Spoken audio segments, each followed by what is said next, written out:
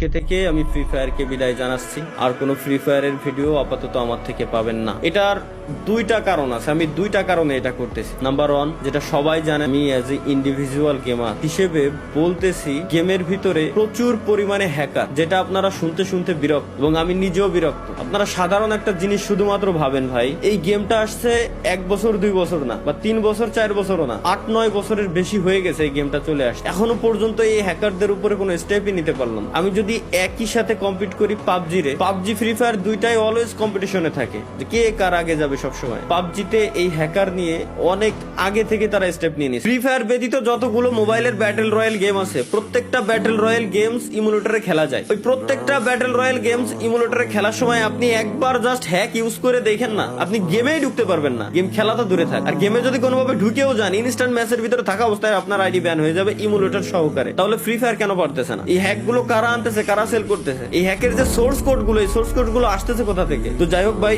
যদি কোনোদিনও এগুলো ঠিক হয় তাহলে আমি হয়তো ব্যাক করতেও পারি। তাছাড়া আমি আর ফ্রি ফায়ারে থাকতেছি না, এটাই হচ্ছে আমার অফিসিয়াল স্টেটমেন্ট। আজ থেকে ফ্রি ফায়ারে কোনো ভিডিও আমার এই চ্যানেলে আপনারা দেখতে পারবেন না।